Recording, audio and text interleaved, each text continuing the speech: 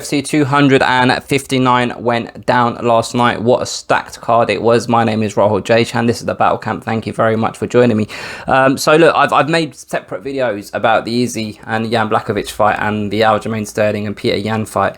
But what I wanted to do is, because the card is so stacked, or was so stacked, I just wanted to talk a little bit about different fights throughout the card and just kind of point out a few things and just kind of comment on the entire card itself, right? So let's start with the one fight. Okay, I made a preview video for Amanda Nunes against Megan Anderson, and what I said in my preview video is I didn't upload it. It didn't see the light of day, and the reason why I didn't upload it is because I made it kind of on...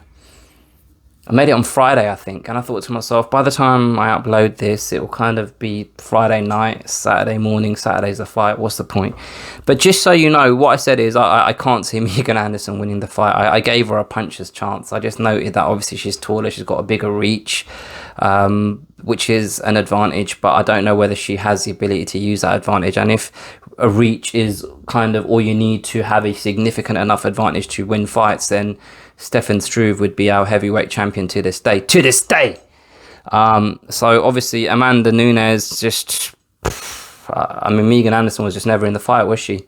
Amanda Nunes hurt her with strikes, and then on the ground it was kind of fish out of water for Megan Anderson, and she was in very, very deep. Amanda Nunes, I mean, I don't really see the point in the featherweight division anymore. Now, I'm not saying that they should just get rid of it, but what I think they should do, and DC mentioned this last night on the broadcast, he said just leave it there, leave it open, let Amanda Nunes defend her bantamweight title, because obviously there's more options in that weight division, although not very many now, that in terms of the names that are currently there.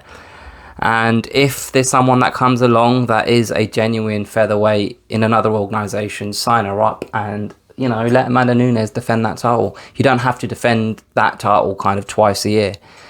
So that's fine. You know, Amanda Nunes, I've run out of things to say about her. She genuinely is, for me at this point, she's the best woman that's ever done it in this sport.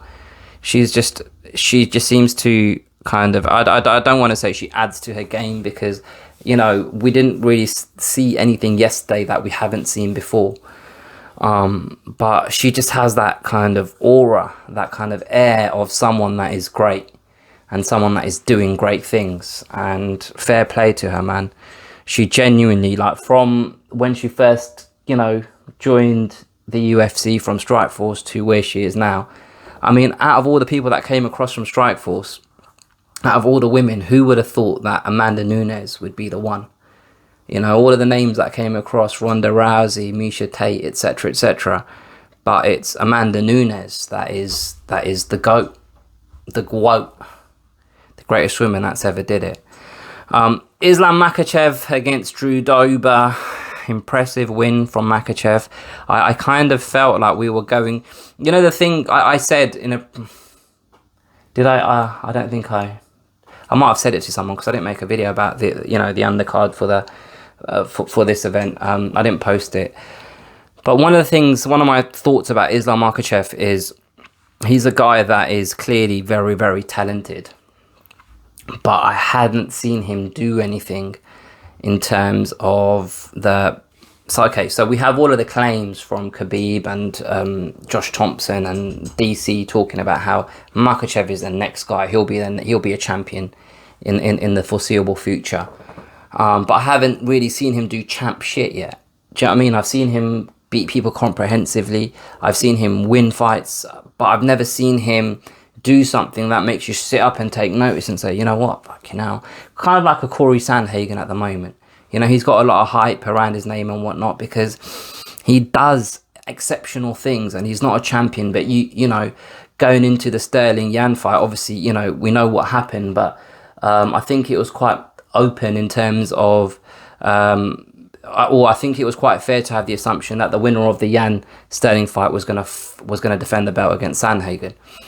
But I just haven't seen Islam Makhachev do anything. But last night I did see him, just the way he dominated Drew Dober. And I don't know much about Drew Dober, I'm not going to lie to you, and I don't know much about his wrestling grappling credentials, but I I was waiting. I wanted Islam Makhachev to get the finish because I wanted him to put a stamp on that performance because he was just so dominant throughout, and he did. He got the submission, and he's calling out Tony Ferguson, which I think is a fair call out. But he's almost like he's almost in a Chimaev position, because Chimaev was there calling out all of the names and nobody really wanted to fight him, and then Leon Edwards jumped up and said, yeah, all right, I'll fight him. And that's where Makhachev is now, even though he's been in the organisation a lot longer, but he's in that position where he's on the outside of the top 10, and he's begging for a top 10 opponent, but you need someone to accept that fight. So it'd be interesting to see who ends up fighting Makhachev. Rakic against Santos was disappointing. It's very similar to the Jan Blachowicz-Israel Adesanya fight. It was two fighters that were super aware of their opponent's strengths, and they didn't want to do anything to put themselves in danger. And that's what we saw with Rakic and Santos. It was a dull affair, I'm not going to lie. Rakic won. I think the right guy won the fight in terms of, who got the decision from the judges. And that's fine. Dominick Cruz, this is a fight that I'm not going to lie to you, look, fell asleep for a little while. And it's not because the fight itself was boring. It was just, late. It was late. It was 2:30, I think it started in the morning here. And I was struggling to keep my eyes open. I missed the Song Yadong Kyler Phillips fight. I still need to watch that. I started falling asleep during the Askar Askarov Joseph Benavidez fight.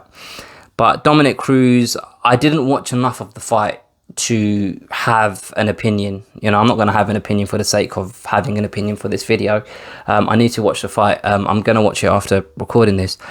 But I'm just glad for Dominick Cruz, for his sake, that he won that fight.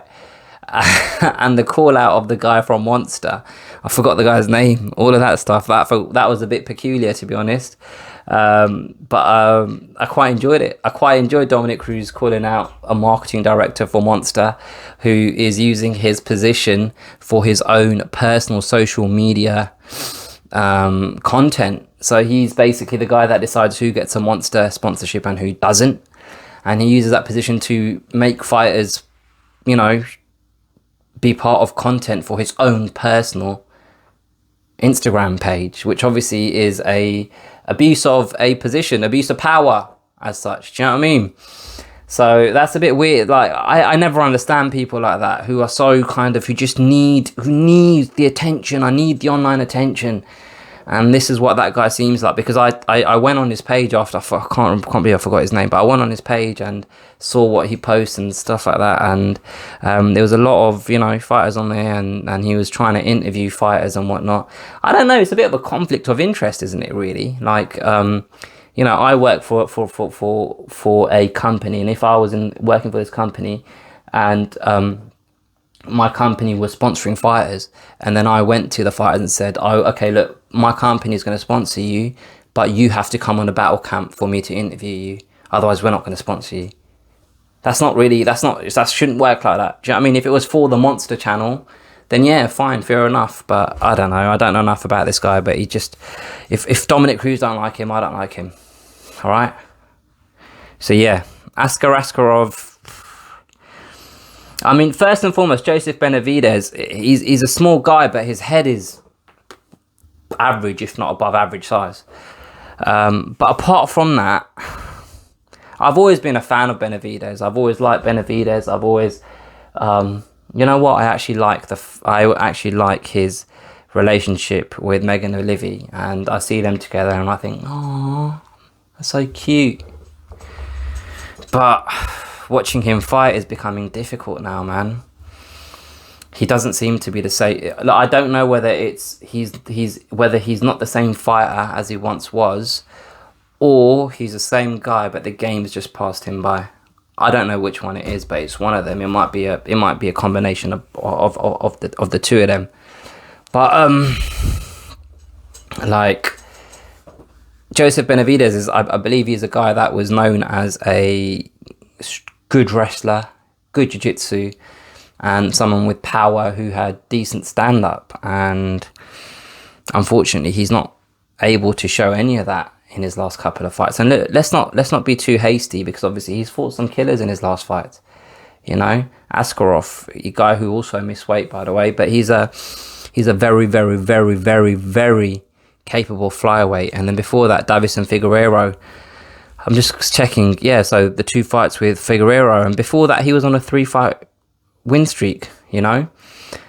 But he's come to a point now where almost similar to what Overeem came to, where it's like, all right, I'm not good enough to win the belt now. I've lost what I had, or I'm not at the same level as the guys that are challenging for the championship. So do I continue to fight because I enjoy fighting? Who knows? He might need the money, etc., etc. Do I just continue to fight and just accept that I'm now basically a gatekeeper, or does he need to come to terms with the fact that he's not going to be a champion?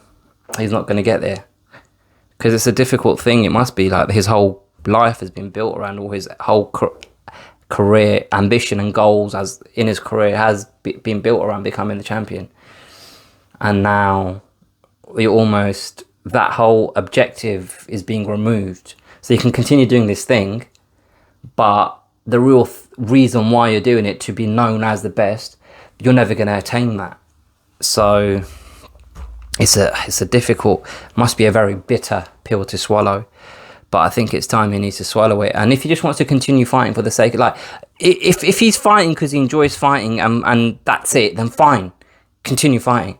But if he's fighting on this crusade to become champion, I think he needs to have a word with himself, or someone needs to kind of have a word with him, and just, there's no point taking this damage if what you're trying to achieve is not achievable.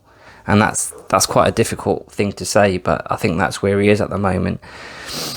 Yeah, the other thing that I wanted to talk about was this Kennedy and Zaku. Sorry, Kennedy and Zaku against Carlos Ulberg. And look, all of the early prelims, all of those fights finished with so there was 4 knockouts, 1 submission, and then just 1 decision, which was the Tim Elliott Jordan Espinosa fight.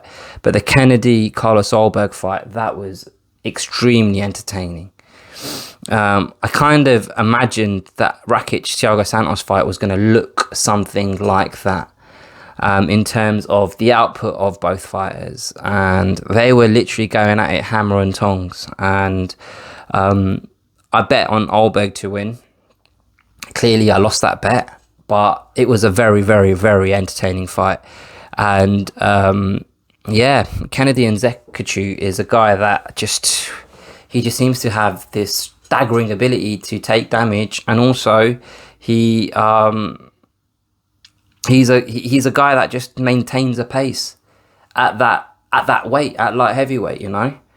So it'll be interesting to see what he does next. But that was a very, very, very highly entertaining fight. In fact, it was fight of the night, so that's how entertaining it was. But yeah, there were some enjoyable fights on the card. I think the main card just didn't live up to the extremely high expectations I had for the event itself. But you know, you can't have it your own way the whole time. But yeah, let me know what you guys think about the fights that I've discussed during this video. If there isn't, I mean, obviously there were other fights, but I just haven't got the time to talk about all of them. Like the Kai Kara France, obviously that was another exciting finish, because he was being dominated throughout that first round, and then he managed to get back up off the ground, and he hit Boncharin. I know I'm saying that wrong, but he hit him with a decent combo and knocked him out and finished him. And it was quite weird because obviously he hit the deck, and Herb Dean I think unfairly was getting slack for this, because I feel like it was quite obvious that Herb Dean had stepped in and kind of moved France away from the opponent, and France went off on that.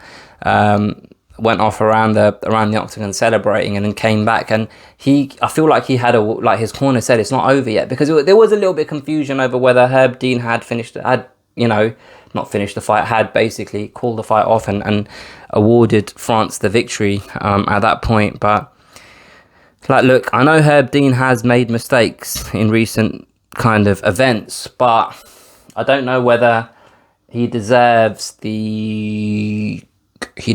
all of the criticism that he seems to be getting. Like last night, I don't think he did something. Like, I think if someone else, Jason Herzog, done exactly what Herb Dean did in that Kai Kara France fight, I don't think there would be as many people as vocal on social media about it. The whole nature of a walk-off knockout is that the fighter himself or herself declares that I've won the fight, and they just walk off with complete disregard of what the referee has to say. And the referee goes in, examines the opponent who's on the deck, and they say, you know what, fighter, you're right. You did knock him the fuck out. He's out. That's it. Fight's done.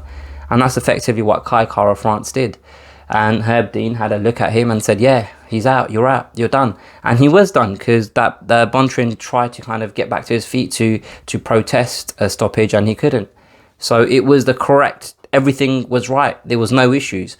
Kai Kara France was right to not follow up with another shot and call his shot and say, you know what, that's it. I've done enough to win this fight. Herb Dean stepped in, he looked at Bontrin and said, yeah, France, you're right. So I don't know whether he deserves what should he have done different? Do you know what I mean? What should he have done different at that moment in the fight? So yeah, that's kind of my recap of UFC 259. Like I said, separate videos for the Jan Blachowicz win and the Sterling win via DQ, so you can catch them both on my channel. Comment below, like and share this with a friend if you've enjoyed it. Subscribe to the channel if you haven't already, and I'll catch you guys next time.